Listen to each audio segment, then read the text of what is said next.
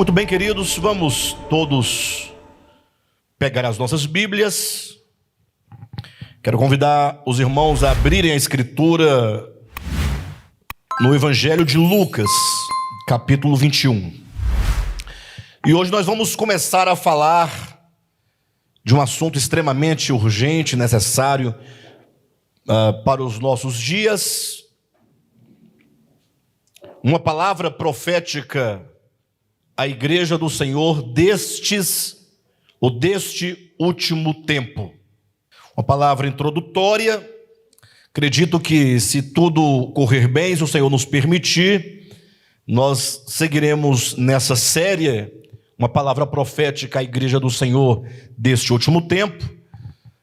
Vamos fazer uma abordagem no livro de Daniel, ali nos primeiros 6 capítulos, a primeira parte desse livro profético, de grande importância para nós, mas hoje vamos fazer apenas uma introdução, no sentido de chamar a sua atenção para uma necessidade urgente, necessária, no sentido de um despertamento espiritual, até porque eu acredito que nós vivemos tempos proféticos. Eu creio nisso. Não somente pelo testemunho da Escritura, que me parece muito claro, mas, sobretudo, pelo que se vê diante dos olhos. Aquilo que nós estamos vendo. Eu sei que nem todos estão vendo. E outros vendo também não veem. E outros vendo fingem não ver. Então, eu creio que é preciso, mais do que nunca, que nós possamos ouvir a voz de Deus nos chamando à urgência desses tempos que vivemos. Fala-se muito do Apocalipse, né? Fala-se muito das trombetas do Apocalipse, e as pessoas deixam de atentar que trombeta na Escritura é sempre um chamado, é sempre um convite, é sempre uma proclamação. É como que Deus despertasse o seu povo, chamando-o para algo de extrema importância. Então, que o Senhor toque a sua trombeta e que nós ouçamos a trombeta do Senhor, no sentido de atentar para a sua voz, atentar à sua palavra e reagirmos positivamente diante de tudo que o Senhor está fazendo e de todos os acontecimentos. Lucas, o Evangelho de Lucas, capítulo 21. Vou ler aqui do versículo 7 até o versículo 11. Então nós tomamos do 25 ao 33. Como o capítulo é um pouquinho grande, eu quero abordar apenas uma parte dele, sem descontextualizar, evidentemente. Mas quero ler as porções do capítulo 21, versículos 7 a 11, e então versículos 25 a 33. Peço que os irmãos me acompanhem nessa leitura, dando atenção ao que o Senhor quer nos dizer. Amém? Glória a Deus.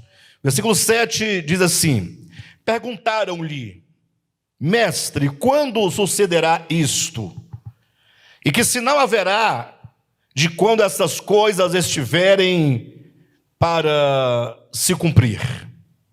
Então veja que aqui nós temos uma pergunta, ou que sejam perguntas extremamente importantes, cruciais. Lógico que no contexto imediato, por se tratar de uma profecia de duplo enfoque, uma profecia que tem o seu cumprimento parcial num dado momento da história, mas que terá então o seu cumprimento pleno num futuro escatológico. É o caso de Mateus 25, 24, 25, Lucas capítulo 21. Mas o fato é que são perguntas que chamam-nos a atenção para a questão dos tempos, para a questão dos últimos acontecimentos da história da humanidade. Há um texto, salvo engano, no Evangelho de Mateus, em que Jesus reprova e repreende ali os líderes da religião judaica, dizendo que eles pediam a Jesus um sinal, porém eles não tinham a condição mínima de discernir os tempos. Ou seja, embora aquelas pessoas que questionaram ao Senhor Jesus, eles podiam discernir os aspectos climáticos, a questão da chuva, a questão dos tempos. Entretanto, eles não podiam discernir os dias finais, os sinais dos últimos dias.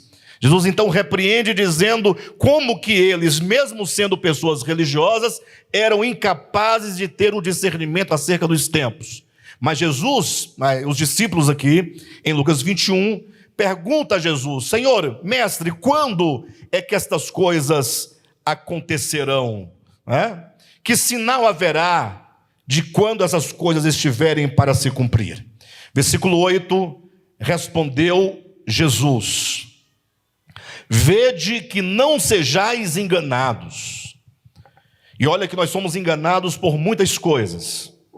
Hoje falaremos acerca de alguns enganos que procuram nos distrair dos tempos em que estamos vivendo. Vede que não sejais enganados, porque muitos virão em meu nome, dizendo, sou eu. E também dirão, chegou a hora, não os sigais. Quando ouvirdes falar de guerras e revoluções, não vos assusteis. Versículo 9. Quando ouvirdes falar de guerras e revoluções, não vos assusteis, pois é necessário que primeiro aconteçam estas coisas, mas o fim não será logo. Vamos atentar para o que o Senhor está dizendo.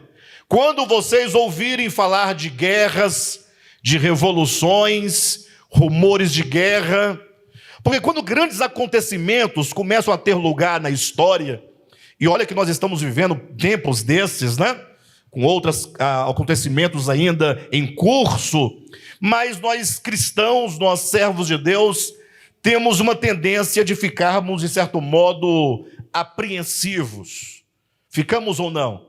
De certo modo, alguns ficam até apavorados, ficam desesperados, angustiados diante desses acontecimentos.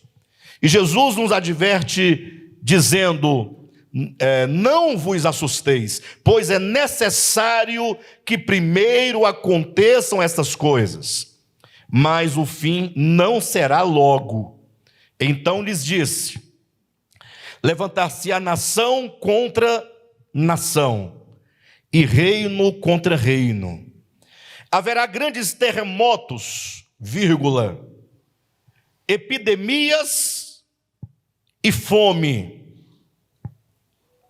em vários lugares, coisas espantosas e também grandes sinais do céu. Olha o versículo 11.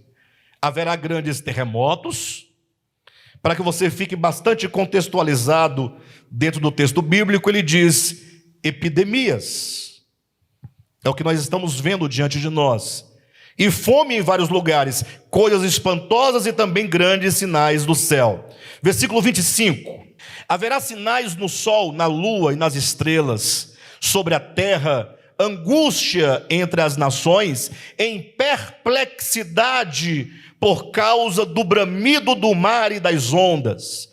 Haverá homens que desmaiarão de terror e pela expectativa das coisas que sobrevirão ao mundo, pois os poderes do céu serão abalados. Então se verá o Filho do Homem vindo numa nuvem com poder e grande glória. Ora, ao começarem estas coisas a suceder, exultai e erguei a vossa cabeça, porque a vossa redenção se aproxima. Diga glória a Deus. Irmãos, nós não precisaríamos de palavras mais claras do que estas. Basta que se leia o texto das palavras de Jesus, e esse texto seria suficiente para gerar em nós um despertamento, para gerar em nós uma reação positiva frente aos últimos acontecimentos, aos tempos em que nós estamos vivendo. O versículo 28 diz, ora, ao começarem a acontecer estas coisas. Se no versículo 28 diz, ao começarem a acontecer, veja que no versículo 9 diz, quando ouvirdes falar de guerras e revoluções, não vos assusteis, pois é necessário que primeiro aconteçam essas coisas, mas o fim não será logo. Ou seja, o fim não será logo. Depois ele diz, quando essas coisas começarem a acontecer. Ou seja, se nós pudéssemos perguntar em que momento da história nós estamos vivendo, eu diria que, pelos cumprimentos das profecias, nós estamos exatamente neste versículo 28. Quando essas coisas começarem a acontecer. Eu não quero gerar pânico, desespero em ninguém, até porque o objetivo dessa mensagem é exatamente o contrário, nos levar a exultar, a erguer a cabeça, a olhar para cima, nos voltar para o Senhor, nos apegar com mais firmeza às verdades que temos recebido, mas o fato é que nós estamos vivendo tempos proféticos. Se alguém pensava que nós não viveríamos esses tempos proféticos, fique sabendo, nós estamos, pelo menos no que diz nesse versículo 28, ao começar a acontecer estas coisas. Estamos no início de um tempo de grandes acontecimentos. Alguém poderia dizer eventualmente, não pastor, mas guerras, rumores de guerras, terremotos, epidemias, essas coisas sempre houve em todo o tempo, em toda a história humana houve essas coisas. Mas o fato é que quando nós lemos a Bíblia com atenção, e lemos também a história da humanidade, vamos perceber que na medida que os tempos evoluem, os tempos avançam, essas coisas vão ficando mais tensas e vai tendo um alcance global. Porque enquanto no passado as coisas aconteciam mais de modo localizado, nós estamos vivendo num mundo globalizado, não se pode mais viver isolado do mundo. Nós não vivemos mais numa ilha, vivemos numa web, vivemos numa teia, o mundo está todo conectado. Basta que um único vírus surja em qualquer lugar do mundo para que em poucas horas, em poucos dias, todo o mundo esteja contaminado e seja sujeito a um vírus que é capaz de destruir milhares de vidas. Então, nós estamos vivendo nesse tempo global. Fizemos uma ocasião atrás, uma live, pastor Josué e eu, e falávamos ali sobre o cumprimento e abertura dos selos do Apocalipse. E na ocasião nós trouxemos à Igreja do Senhor uma ideia que até então não tínhamos trazido. A ideia de que esses acontecimentos, de que dizem Mateus 24 e 25, Lucas capítulo 21 e em outros lugares da Escritura, nós identificamos o começo do seu cumprimento pelo seu alcance global. Ou seja, sempre houve guerra.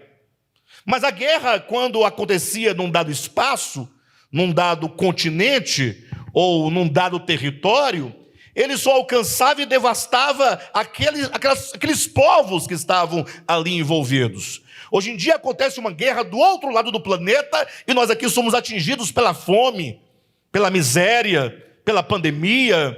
Ou seja, nós estamos vivendo, a igreja do século 21, nós estamos vivendo o começo do que se pode chamar princípio das dores. Eu sei que existe um grande interesse pela escatologia bíblica. Tanto é verdade que, se os irmãos observarem os vídeos mais acessados na internet, no nosso canal, sobretudo, são os assuntos escatológicos, né? Tem 1 milhão de acessos, 1,5 milhão de acessos, 2 milhões de acessos. Mas acontece que quando as pessoas leem o Apocalipse, ou leem os textos escatológicos da Escritura, elas não estão atentando para o que se deve atentar. Porque nós estamos tomados de um espírito especulativo e estamos voltando os nossos olhos para qualquer coisa que não tenha a devida importância e assim deixamos de olhar para o que é evidente.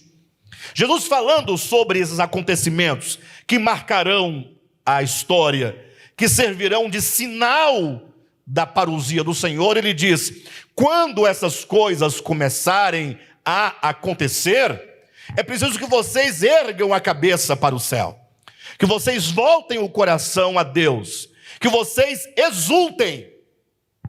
Ou seja, não tenhais medo, antes vocês devem exultar. Que vocês não fiquem atribulados, angustiados, perplexos. Se os irmãos bem atentarem no capítulo 21, fala aqui de povos, de pessoas que ficarão perplexas diante dos acontecimentos.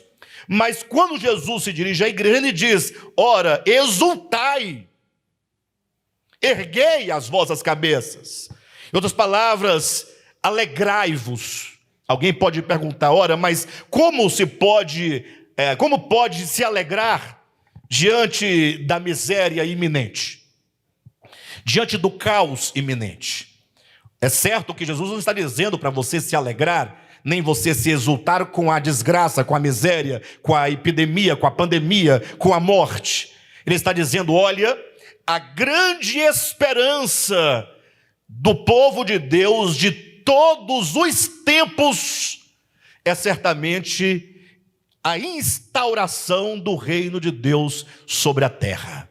Mesmo no Antigo Testamento, todos os homens e mulheres do Senhor, de Deus, todos que viveram mesmo sem muito entendimento, sem muita clareza, mas todos viveram essa expectativa, essa esperança, como alguém que sabia de alguma maneira que o Senhor mais cedo ou mais tarde haveria de intervir na história humana, por fim ao sofrimento, e instaurar um reino de paz, um reino de equidade, um reino de justiça, e assim glorificar o nome do Senhor.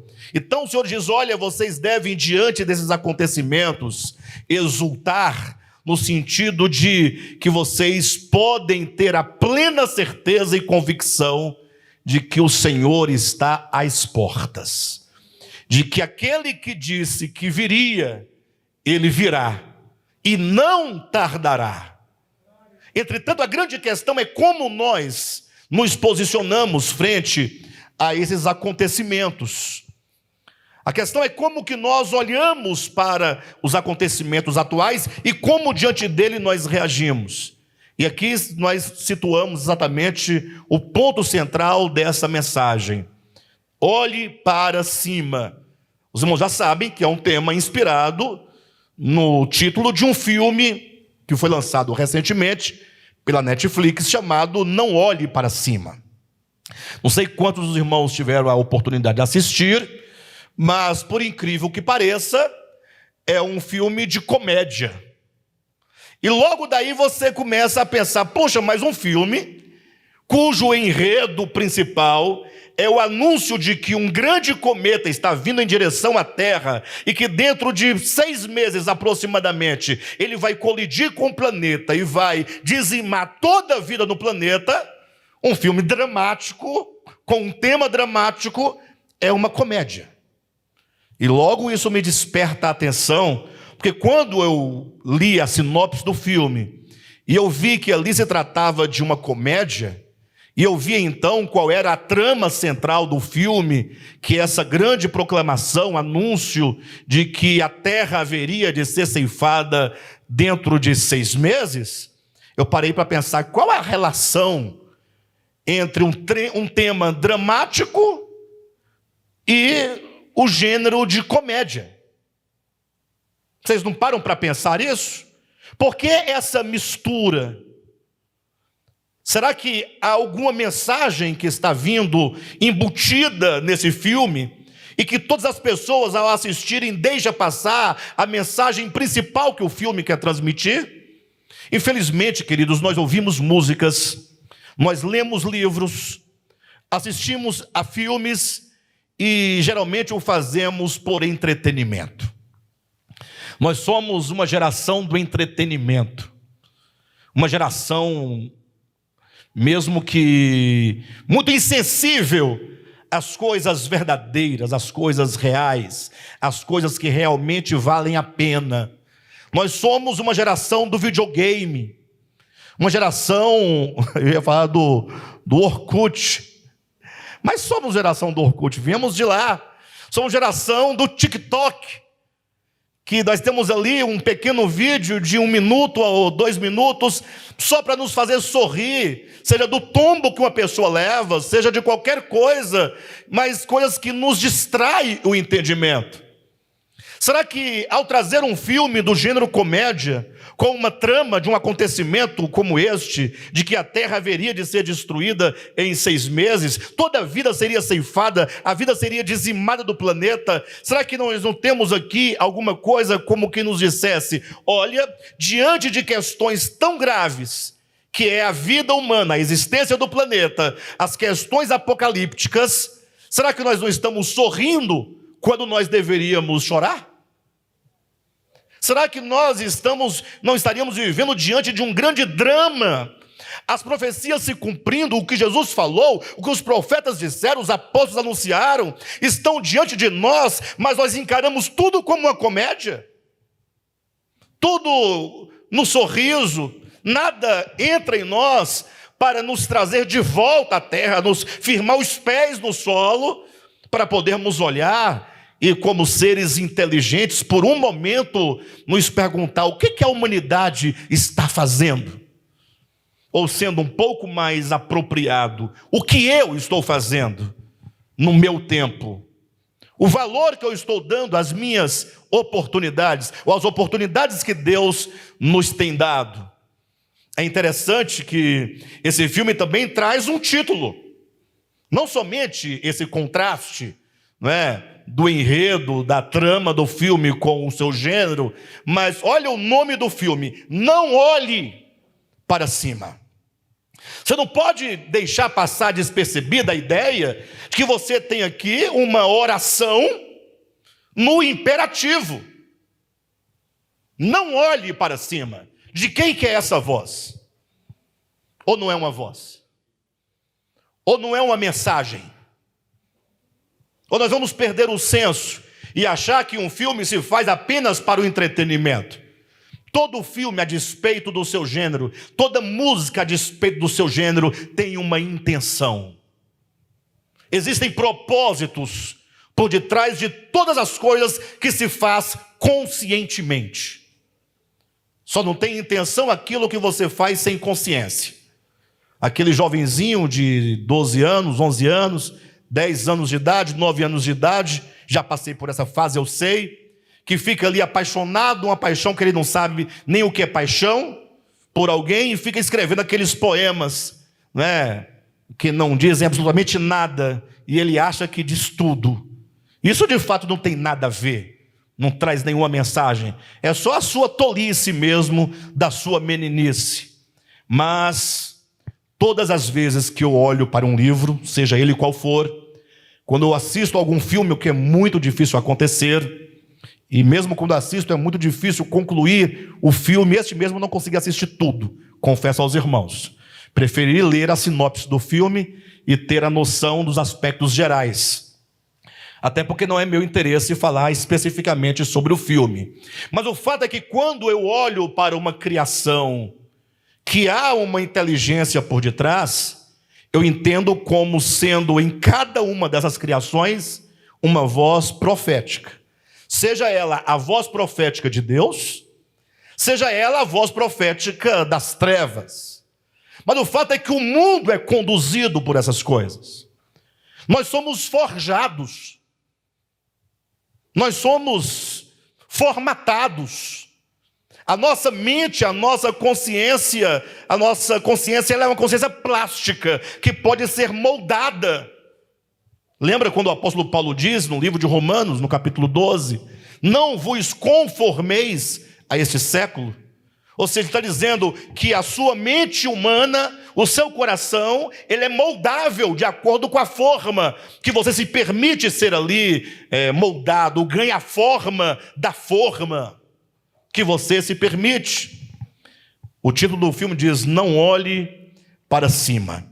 E por incrível que pareça, exatamente essa é a ideia do filme. Porque fala de duas pessoas, dois jovens, que tendo eles descoberto esse grande meteoro que haveria de colidir com a Terra, eles agora se veem na responsabilidade de advertir e de comunicar todo o mundo acerca do perigo iminente. Ou seja, dois jovens que tinham uma mensagem para o mundo. Agora eu pergunto para você, se você soubesse, vamos voltar, trazer um pouquinho do filme para a nossa realidade. Se você soubesse que a vida no planeta haveria de durar somente mais 6 meses e alguns dias, a sua vida humana mudaria em alguma coisa? É a pergunta que eu faço para você. Essa semana passada, morreram 2 pessoas importantes, do conhecimento da maioria das pessoas, foi o Olavo de Carvalho, que, salvo engano, ninguém sabe ao certo, teria morrido de Covid, e também morreu a nossa irmã Ludmila Ferber. E eu, quando me deparo com a morte, queridos, eu não tenho como não pensar nessas coisas. Os irmãos me perdoem, é muito recorrente a minha fala sobre morte, pastor Josué, mas eu não tenho como não parar para pensar. Semana eu pensei muito como vai ser a minha morte, né? Pensei muito como é que vai ser, não é assim, mas de todo modo, isso serve para nos falar uma coisa: olha, todos morrem, todos vão morrer de um modo. A Ludmila morreu de câncer, né? Não foi o vírus que levou ela. O outro teria morrido do vírus, coronavírus. Ou seja, se livrou do câncer, caiu no vírus. Se livrou do vírus, caiu no câncer. O outro morre atropelado. O outro não sabe por quê. Estava tudo certo, os exames tudo 100%, morreu também. Ou seja, a nossa vida mudaria alguma coisa se porventura você soubesse. O apóstolo Paulo, ele diz em 2 Timóteo, que os dias de sua vida estavam contados. Ele sabia que a sua morte era iminente. Pedro também diz isso acerca de si na sua epístola. Imagine que Deus revelasse a você, mostrasse a você: olha, Cadmo, você tem aí mais 30 dias de vida. A questão não é essa. A questão é: você mudaria alguma coisa nas suas relações, no seu viver, no seu trato para com o dinheiro, no seu trato para com Deus, no seu trato para com a família, para com o seu semelhante, para com seus vizinhos, para com seus desafetos? Alguma coisa mudaria ou você tocaria a vida como está aí? Olha o que Jesus diz para aquele homem que, tendo plantado no seu campo, em um dado ano ele colheu 2, 3, 4 vezes mais do que ele esperava colher.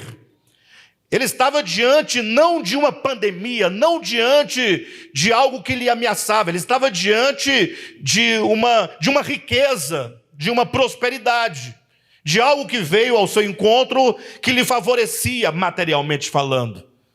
E esse homem então teve uma ideia, falou assim: olha, eu vou fazer o seguinte, eu vou fazer novos celeiros, porque os celeiros que eu tenho não dá para guardar todo o mantimento, todo o cereal. E aí Jesus interrompe, Jesus entra na parábola, né? Jesus está contando a parábola, ele entra na parábola para então interrogar a esse homem da parábola, dizendo: louco, esta noite te pedirão a tua alma, e o que tu tens preparado para quem será? Ou seja, sabendo aquele homem da parábola de sua morte iminente, será que ele estaria pensando em fazer novos celeiros? Vamos pensar nisso, queridos. Vamos pensar nisso. Quando o título do filme diz: não olhe para cima, e todo o filme, todo o drama passa por esse trilho como que uma mensagem: não olhe para cima. Embora aqueles 2 jovens tenham procurado de todas as maneiras advertir a sociedade americana e também todo o mundo, mas o fato é que havia um elemento crucial que é marcante no filme e que é nada mais do que um simples e mero espelho da nossa realidade. Havia ali um espírito de alienação plena em todos os setores. Desde o setor da política, da mídia, da imprensa, da ciência e até das massas. Todos estavam envolvidos em qualquer coisa, e mesmo tendo ciência da iminência da destruição do planeta, eles continuavam sendo distraídos. Olha a situação em que se encontrava enquanto o cometa se dirigia à Terra. As pessoas estavam preocupadas com uma certa cantora que tinha terminado o seu namoro com um certo indivíduo lá. E me parece que aquela astrônoma, né, que era a candidata ao PhD, né, o seu doutorado, era a única pessoa que de fato estava preocupada com o que estava acontecendo, com o que estava para acontecer. Porque até o seu professor, ele estava também ali envolvido, preocupado, agindo, mas no meio ele se perdia por causa de um rabo de saia, não é? Mas de todo modo, essa é a ideia. Imagine só, Não Olhe para Cima. Não podia haver um título melhor para esse filme, para retratar a nossa realidade. Porque todos os dias, a todo momento, nós estamos ouvindo essa voz, dizendo: não olhe para cima. Olhe para o TikTok, olhe para os filmes pornográficos, olhe para o Chaves, que seja, olhe para qualquer coisa que distraia a sua atenção daquilo que é essencial. Ou seja, é uma voz que está ecoando. Esse filme está chovendo no molhado, ele está apenas dizendo o que está acontecendo. Mas se não houvesse um filme, tudo o que está dito está acontecendo conosco. É apenas uma maneira de falar assim: olha, vocês não estão vendo o que está acontecendo? Então olhe para o filme e você vai ver o reflexo da sociedade atual. Porque tanto no mundo político, no mundo midiático, no mundo da televisão, dos programas de entretenimento, das massas, o próprio mundo científico está interessado em qualquer coisa. Tinha até um indivíduo lá, dono de uma grande multinacional, né, que estava interessado em que, de fato, esperasse que o cometa se aproximasse o máximo possível para destruí-lo somente quando faltasse poucos minutos para que ele se despedaçasse e todos os elementos, os metais que tivesse naquele cometa fossem aproveitados para a produção tecnológica de ponta. Bem, de todo modo, queridos, vamos pensar nessa questão. Um grande cometa está, de fato, se aproximando da Terra. Não exatamente um cometa, mas vocês lembram da profecia de Daniel, capítulo 2? Vamos pensar um pouco no que está em Daniel, capítulo 2. Vamos tratar disso com maior propriedade em outras mensagens. Mas é dito que o rei de Babilônia teve um sonho de uma grande estátua com aspecto de imponência, de orgulho, de presunção. E o texto é claro: aquela grande estátua, no formato de um homem, representa todos os reinos. A totalidade da estátua fala da humanidade e dos reinos que compõem essa humanidade ao longo da história até dos últimos dias. Ou seja, fala-se do humanismo, fala da humanidade que agora se coloca como um grande homem poderoso, um grande homem invencível. E é dito na profecia que num dado momento uma pedra foi cortada de uma grande montanha sem auxílio de mãos, e que aquela grande pedra foi arremessada contra aquela estátua para destruí-la completamente. Então Daniel 2 já falava de uma grande pedra sendo arremessada. Alguém fala: pastor, mas essa pedra o que é? Um cometa que vai colidir com a terra? Não, essa é a grande pedra, diz o livro de Daniel, é o reino de Cristo Jesus. Ou seja, o reino de Cristo vem para destruir todos os reinos humanos, para pôr a cabo todo o antropocentrismo, todo o humanismo, tudo aquilo que usurpa o lugar de Deus e que lhe nega a glória que lhe é devida. Porque a questão do juízo e da escatologia está vinculada com o fato de que os homens não dão glórias a Deus, não reconhecem o senhorio do Senhor, porque somente negando a Deus e negando o seu senhorio, é que então o homem pode abrir uma janela na sua consciência para se colocar no centro da história, como se o homem fosse a razão de todas as coisas. Então o fato é que nós estamos vivendo esses tempos em que o reino de Deus está se aproximando no sentido da sua grande manifestação. E nós estamos aqui, diante de acontecimentos terríveis. Eu quero advertir os irmãos de que essa pandemia, ela não vai acabar, mas nós vamos nos acostumar com ela. Vamos conseguir conviver com ela.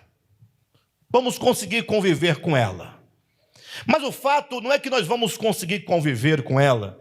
O fato é que quando essa pandemia estiver já no seu arrefecimento final, virá outra, pior do que esta. Não é para amedrontar os irmãos, não é bobagem. É só você olhar para a Escritura, porque quando você lê o Apocalipse, você vai ver pelo menos 2 séries de grandes juízos que vão se intensificando cada vez mais. Ou seja, a ideia não é de que nós vamos viver dias de grande bonança no final da história. Não, é o contrário. Vamos ver tempos difíceis. Ou seja, os acontecimentos previstos nas profecias vão se cumprir. Agora, estranho, eu estava lendo algumas reportagens a semana passada, que dizia o seguinte, que essa pandemia atual, ela foi prevista pelo Bill Gates antes de haver a pandemia. Chega a ser estranho, porque ou ele é um profeta ou ele é um suspeito. Não, um dos dois, né? Calma, não vamos por aí. Eu estou dizendo que ou é profeta ou é suspeito, porque, olha, advertir no mundo, porque uma grande pandemia pode vir. Temos que levantar recursos, temos que nos preparar. E agora veio a pandemia, todo mundo viu, e novamente ele vem para o cenário da mídia para dizer que a nova pandemia também vai chegar. Mais letal, muito mais letal do que essa. E aí a gente faz o que agora? Este é o grande ponto. E o que nós temos visto?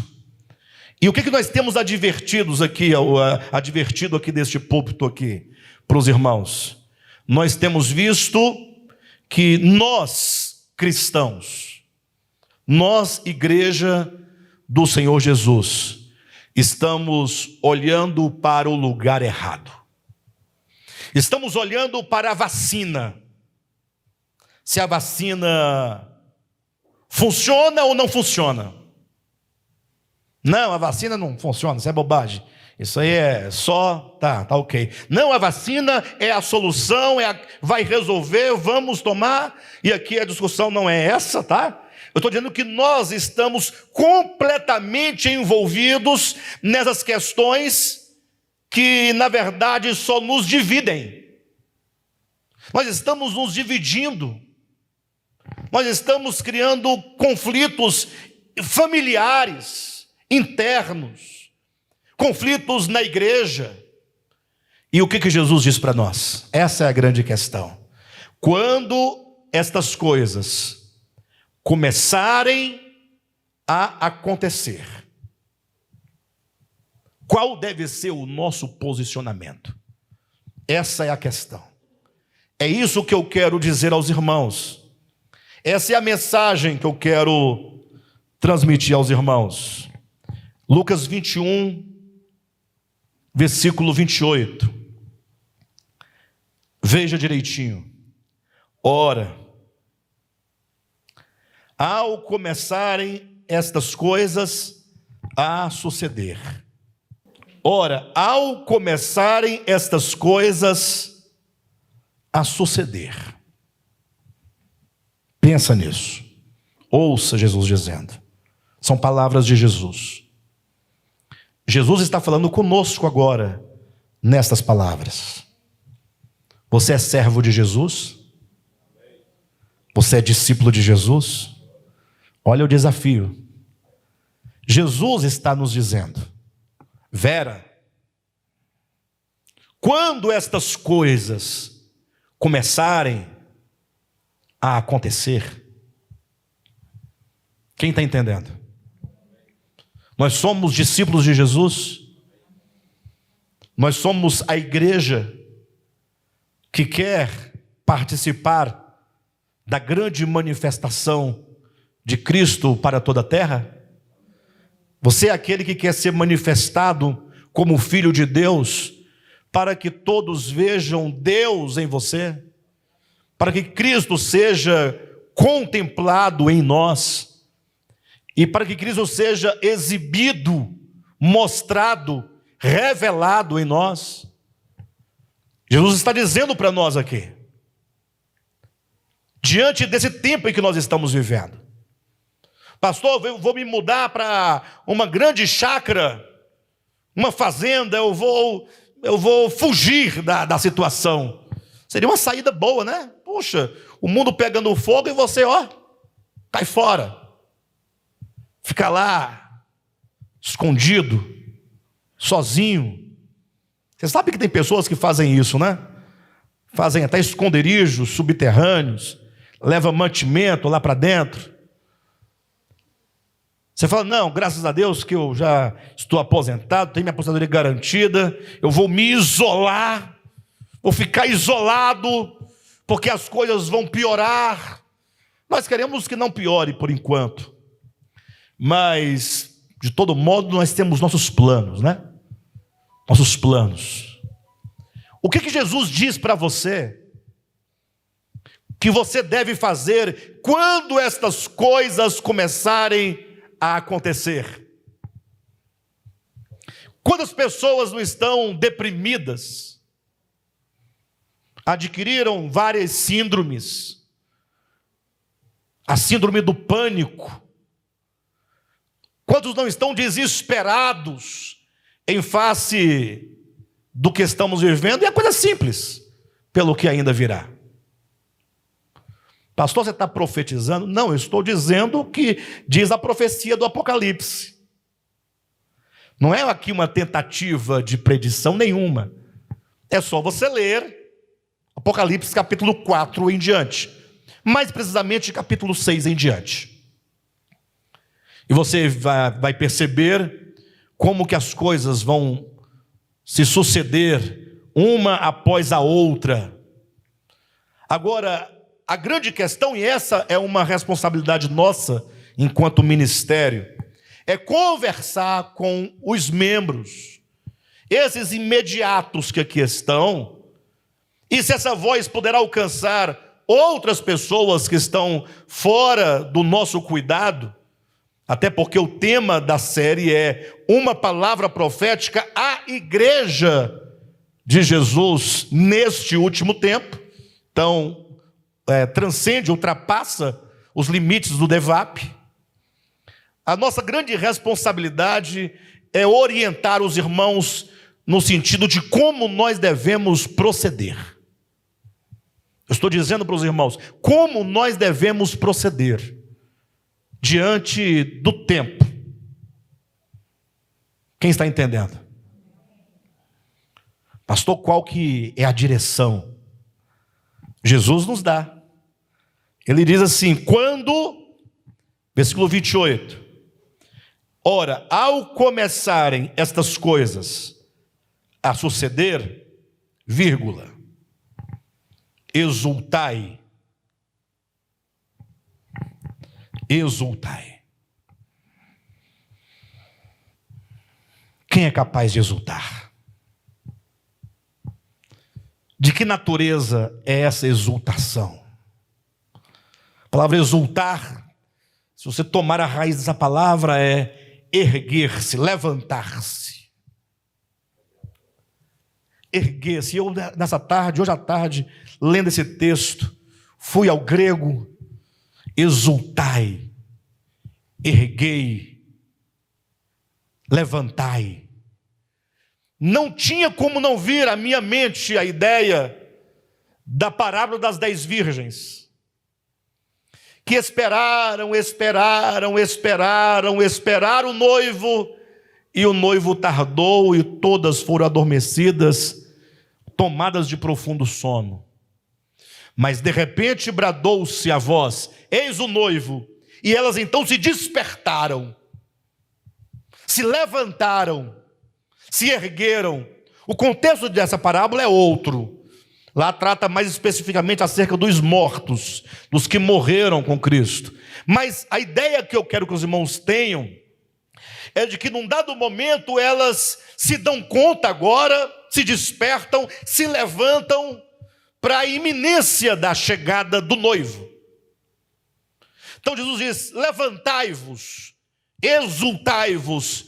Ora, se ele diz exultai, ou levantai, ou erguei-vos, é porque ele está dizendo que nós estamos vivendo como? Acomodados. Estamos, de certo modo, anestesiados. Estamos tomados pelo entretenimento, pelas facilidades da vida. Estamos enredados pelos nossos sonhos, pelos nossos planos que não incluem a manifestação do reino de Deus. Porque nós temos planos, não temos, irmãos?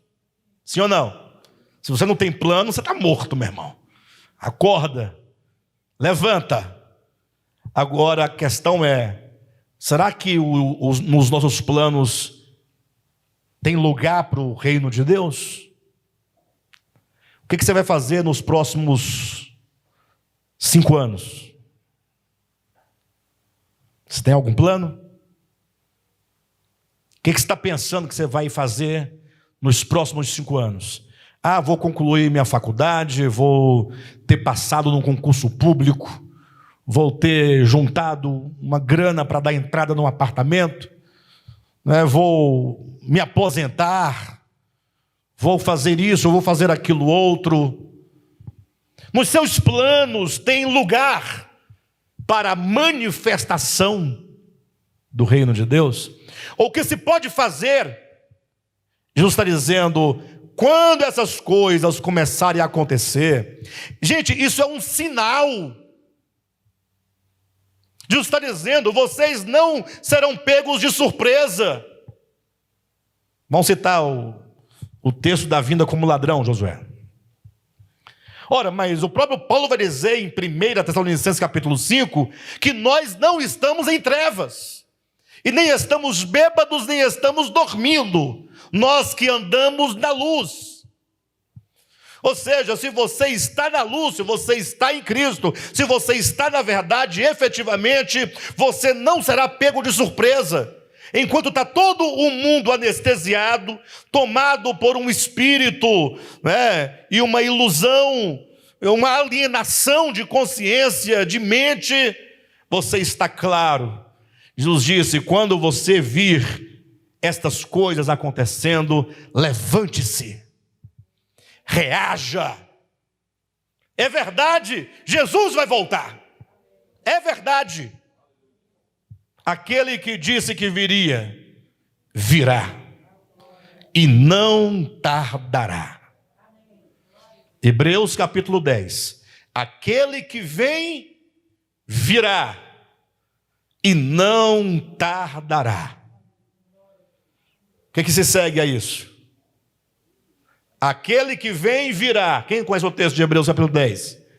E não tardará. Todavia. Ah, gente, esse todavia faz uma diferença. Porque no primeiro momento é uma informação: aquele que vem, virá, e não tardará. Quando ele diz todavia, esse todavia te pega pelo colarinho, te chama a atenção, te traz para perto e diz todavia, ou seja, diante da iminência daquele que vem, o justo viverá pela fé. Ou seja, você tem que ter uma atitude de fé, uma coragem de fé, um gesto de fé, uma prontidão de fé. Ou seja, eu vou começar a arrumar as minhas malas, vou começar a colocar a minha vida em ordem. Não dá tempo mais de brincarmos de cristãos. Um irmão do Sem Fronteiras essa semana postou no grupo Sem Fronteiras um tema para discussão, muito interessante, por sinal, um tema que nós precisávamos discutir, uma hora numa mesa comendo um churrasquinho bem gostoso, uma Coca-Cola gelada, e nós conversarmos.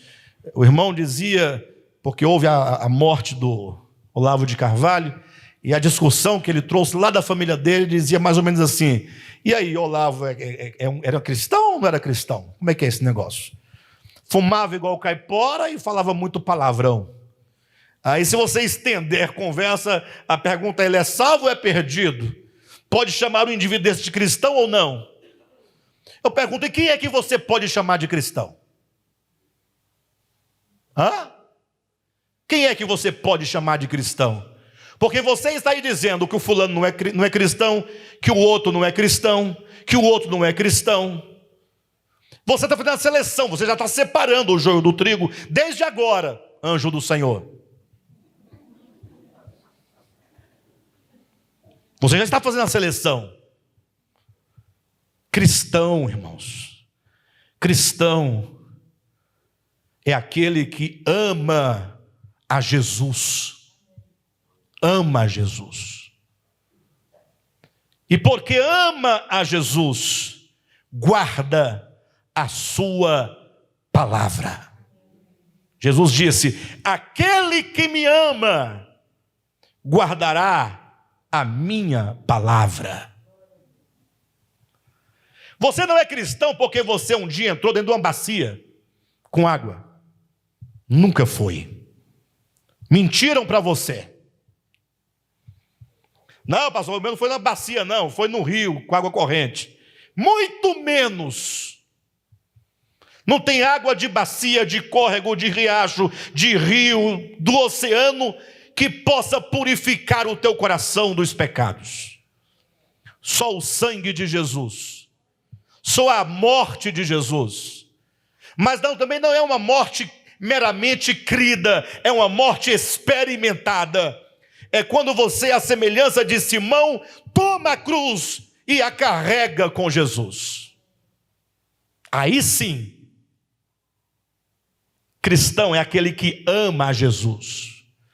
Mas quão difícil hoje em dia está a ideia de amar a Jesus. É lógico que todo crente sem futuro vai dizer que ama Jesus. Mas é balela, palavras soltas ao vento. Porque amar a Jesus não é cantar uma música de uma nota só, 10 minutos, intercalado com gemidos engruídos, com a bandeira do Brasil nas costas. Isso não é amar a Jesus. Pastor, amar a Jesus. Amar a Jesus é você ficar com a mão no coração, chorando: eu amo Jesus, eu amo. Para de bobagem, desse teatrinho idiota, bobo, sem futuro, que Jesus não entra nessa. Ele não entra nessa. Você só engana mesmo, não sei nem quem. Acho que nem a você mesmo engana. Amar não é sentimento. Se amar fosse sentimento, não haveria na Escritura um mandamento para amar. Quando diz: amarás ao Senhor teu Deus, não é um mandamento? E já viu o mandamento gerar sentimento no outro? Mandou, então, estou amando. Aquele sentimento que você sente quando diz: eu estou apaixonado,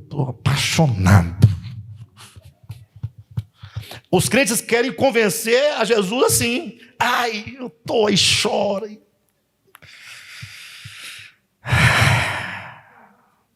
Não é por aí. Pastor, então como é que é? Aquele que me ama, disse Jesus, guardará a minha palavra. Ouça a palavra de Cristo. Se eu fosse você, eu leria todas as palavras de Jesus. E até para ajudar, compraria uma Bíblia cujas palavras de Jesus venham gravadas em vermelho, para você lê-las sem a dificuldade de ter que encontrá-las. As palavras de Jesus, uma por uma, e comece, mastigar, orar, se arrepender, clamar, para que essas palavras sejam metabolizadas na mente, no coração, na alma, e elas então, nesse processo de metabolização espiritual, se tornem espírito e vida. Aquele que me ama guardará a minha palavra. Eis o estatuto de um verdadeiro cristão. Não há outro. Mas não é questão de obrigação, dever, aguilhão. Não, você precisa ler essas palavras, e quando você entrar nesse processo de leitura das palavras de Jesus, a sua primeira experiência vai ser de estranhamento, porque é a luz e as trevas. Nós somos opostos às palavras de Jesus. Nós não somos nada daquilo, tudo diferente. A gente vive num mundo competitivo, num mundo de inveja, no mundo do dinheiro. O Deus adorado nesse século são dois: o ego e o dinheiro, Mamon. Ninguém vive sem ele. Lógico que ninguém vive sem ele, mas o problema é quando nós vivemos em função dele. Jesus diz: aquele que me ama guardará a minha palavra. Então, o estranhamento é a primeira experiência, mas você insiste agora em oração, no sentido de clamar por Jesus. Clamar. Você tem uns exemplos da Escritura. A mulher hemorrágica do fluxo de sangue. Quem já leu? Vocês sabem quem é aquela mulher? O nome dela? Quem já leu a Bíblia 30 vezes, já encontrou o nome dela na Bíblia? Tem lá. Tem o nome dela lá. Vocês nunca leram? Irmãos, quem já leu o texto da mulher do fluxo de sangue? Já leu? 4 pessoas, 5, 6, 7. Vocês não viram o nome dela? Só ficou com pena dela, né? Coitada dessa mulher. Pode até ser que alguém diga: ainda bem que eu não sou mulher, sou homem, para não ter um fluxo desregrado, contínuo. É o nível da nossa leitura. O nome dela está lá e você não viu. Vera, vou te falar o nome dela. Vera Ricardo. Pedro, o nome dela é Pedrão. Alexandre. Aquela mulher é o homem que está o quê? Morrendo. Fluxo de sangue, perda de vida. É a vida se esvaindo e o homem morrendo, cumprindo o que está em Gênesis capítulo 2, 17. Se o homem viver por meio do seu conhecimento, morrendo, morrerás. E então, diante do Senhor, lendo as Escrituras, lendo as suas palavras, você, como aquela mulher, vendo-se morrendo, precisa agora romper com a densidade da multidão e então fazer todo o esforço, um esforço desesperado em dizer: eu preciso tocar nas virtudes do Senhor. Porque se eu não dou conta das palavras de Cristo, eu preciso de poder. E esse poder sai dele, procede dele. É o poder de Deus que nos liberta e nos faz ouvir, atender e proceder segundo a sua palavra. Você não dá conta, eu não dou conta. As palavras de Jesus são do céu, nós somos do inferno. Nós somos do abismo, do tártaro. Mas, se você toca as vestes do Senhor, dele sai poder, sai virtude. Ou seja, nós não podemos ficar parados, olhando para a mídia, olhando para os jornais, olhando para os governos, olhando para as vacinas, para o vírus, para a pandemia. Devemos fazer como Jesus. Quando essas coisas começarem a acontecer, exultai, erguei, se levante, comece a reagir, porque a vossa redenção está próxima. Quem crê nessa palavra? De verdade? Pois se você crê nessa palavra, no próximo domingo eu vou começar a trazer aspectos práticos desse erguei. Desse erguei. Vamos nos erguer, irmãos. Vamos nos erguer. Vamos exultar, levantar as nossas cabeças. Vamos dizer não à voz que diz a nós: não olhe para cima. E vamos então olhar para cima. Amém?